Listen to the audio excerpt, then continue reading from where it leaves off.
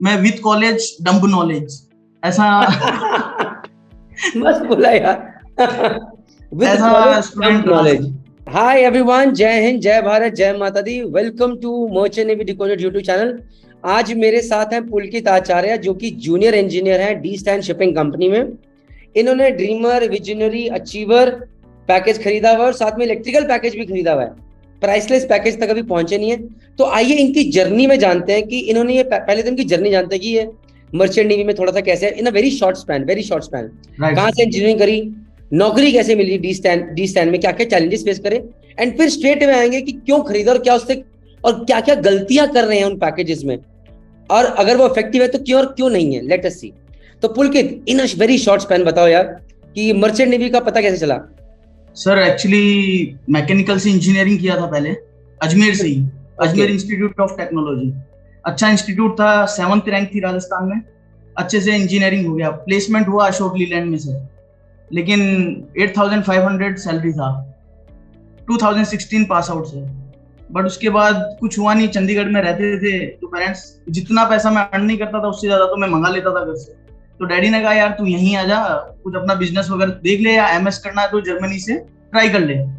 तो मुझे भी लगा ठीक है, लेकिन उस बिहाफ में ही एक कैप्टन सर थे जो कि अजमेर के ही रहने वाले थे, अभी बीएसएम में सेल कर रहे हैं सर। तो उन्होंने कहा कि यार जब ये कोर्स किया है, परेशान हो रहे हो, तो जीएमई कोई कोर्स होता है ये कर लो। लेकिन सर वो प्रॉपर हमारी टॉकिंग नहीं हो पाई उनसे, तो वो पूरा हमें गाइड नहीं कर सके और हम अनफॉर्चुनेटली एक बैड इंस्टीट्यूट में ज्वाइन कर लिए। फिर कर लिया सर, सीखने को तो बहुत कुछ मिला, क्योंकि जो हम इंजीनियरिंग में नहीं सीख पाए वो हमने वहां वहां देखा और सीखा।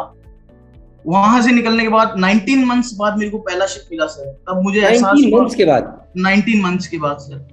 मेरे भाई को मैंने डेडिकेटेड अच्छे इंस्टीट्यूट से कराया, वो मेरे से पहले प्लेस हो गया। वो डीएनएस कहाँ कोर्स से किया किया? था, डीएनएस कोर्स किया था सर उसने, कहाँ से? आईएमयू चेन्नई। ओके।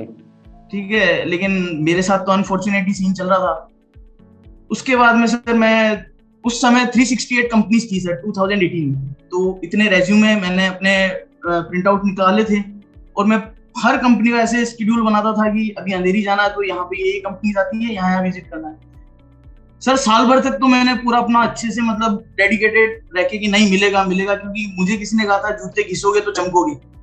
ऐसे मर्चेंट नेवी का ये डायलॉग हो गया। वहां पे बेलापुर में रुकता था सर मैं, काफी स्ट्रगल किया, लेकिन मेरे को कुछ भी नहीं मिला। और कुछ कंपनीज तो ऐसी थी वहां क्लियरली मेंशन था, deck cadets and TMEs are not allowed. तो बड़ा ऐसे लगा, अच्छा इंजीनियरिंग में पहले ही पैसा बहुत घर वालों का खर्च करा चुके थे, फिर जीएमई में करा चुके थे, तो पेरेंट्स को तो डिमोटिवेट कर ही नहीं सकते थे। बड़ा हार्श हुआ, लेकिन फैमिली सपोर्ट अच्छा था, हर चीज बी फ्रैंक फैमिली से शेयर कर लेते थे। तो डैडी बोले कोई बात नहीं, होगा होगा। अनफॉर्चुनेटली सर गलत रास्ता अपनाना पड़ा, क्योंकि बहुत टाइम हो गया था। वो रास्ता था पैसे का। तो थ्रू एजेंट ही सर ज्वाइन किया था पहला जहाज, लेकिन शिप अच्छा था तो सेटिस्फाइड हो गए, जितना दिया था उतना रिकवर हो गया, सैलरी ठीक थी सर। वहीं से ज्वाइन किए थे सर, सारे इंडियंस थे वहां पे, लेकिन चीफ इंजीनियर साहब और जो थे ये पनामा सीओसी होल्डर्स थे। प्रैक्टिकल नॉलेज बड़ा वास्ट था सर इनका, और थ्योरी में तो नील बटा सन्नाटा जैसा होता है सर।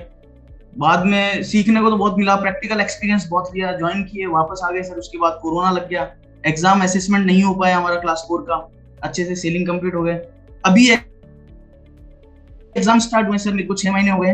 तो रिटर्न, मेरी किस्मत सर स्टार्टिंग से बड़ी मतलब खराब रही है। 10th क्लास में आया तो ग्रेडिंग सिस्टम स्टार्ट हो गया मेरा, तो वहां पे मैं लैग कर गया। 12th क्लास में आया तो सर कोर्स चेंज हो गया, तो वहां फिर हम लैग कर गए, क्योंकि वो सडन सडन न्यू चेंजेस थे। इंजीनियरिंग में आया, मैकेनिकल का बूम था सर, 2016 के अंदर बूम खत्म हो गया, तो वहां से भी कुछ अच्छा नहीं हो पाया। इसमें मर्चेंट नेवी ज्वाइन किया तो यहाँ पे भी गलत इंस्टीट्यूट में आ गए। उसके बाद 18 महीने वेट और किया सर, उसके बाद सेलिंग करके आए तो कोरोना आ गया सर।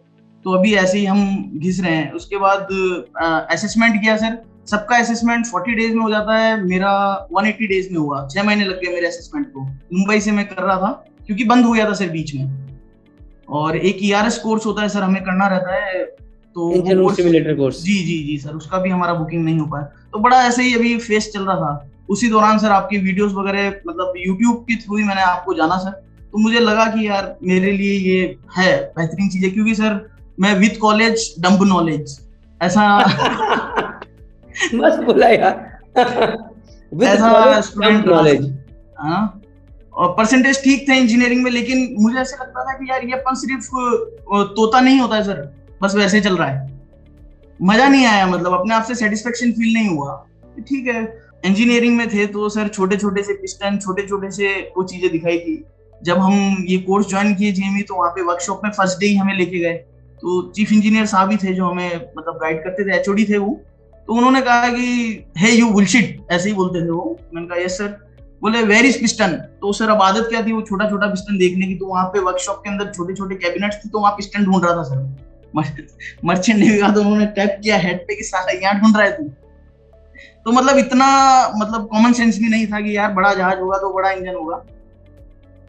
लेकिन आपकी जो कोर्सेज लिए हैं सर, हमारा सब्जेक्टिव पेपर हो गया अभी क्लास 4 का, ड्रीमर पैकेज से मेरे को इतना हेल्प मिला है कि in a one shot I cracked all the exams, all the written exams. तो हो गए सर, क्रैक हो गए। अभी हम रिटन एग्जाम दे रहे हैं, तो ऑरल्स दे रहे हैं सर। मोटर एंड एमईपी का फर्स्ट अटेम्प्ट दिया था, फेल हो गए सर उसमें। लेकिन मतलब सर फेल भी ऐसा हुआ sir, external much more satisfied with me, but internal is not satisfied. I don't know why. He is giving me one decider question. That question is what is pilgrim nut?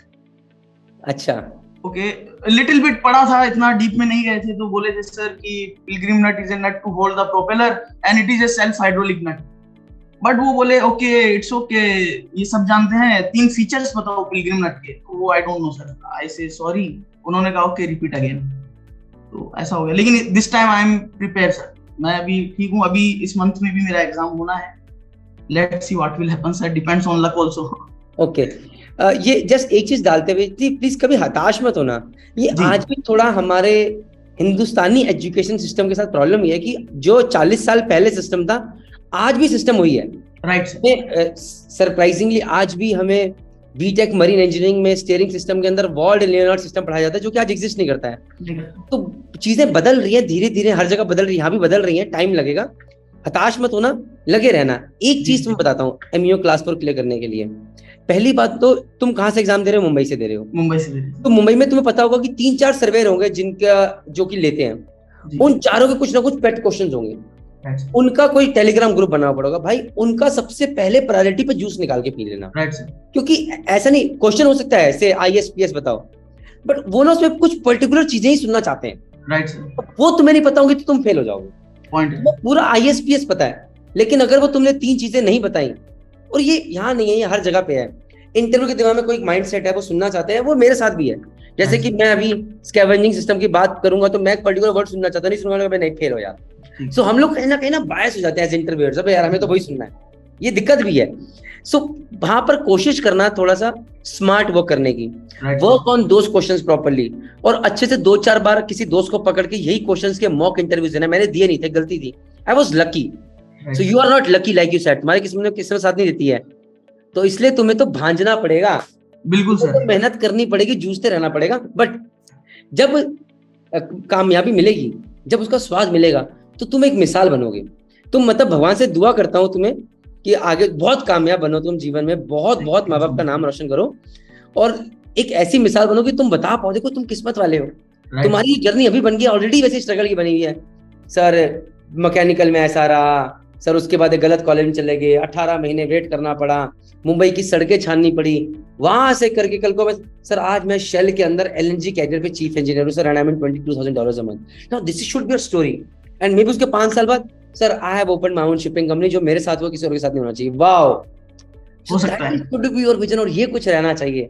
Right. और मुझे बहुत अच्छा लगेगा अगर ऐसा कुछ माता रानी करेगी तुम्हारे साथ, तो तुम अगर मेहनत करोगे तो ठीक है। पुलकित, keep your best, my best wishes with you, keep working hard, keep rocking and share your success, and if at all you are failing somewhere, you need our help, we are always there to help you, ठीक है। Thank you sir, thank you sir, bye, जय माता दी, bye, जय माता दी sir.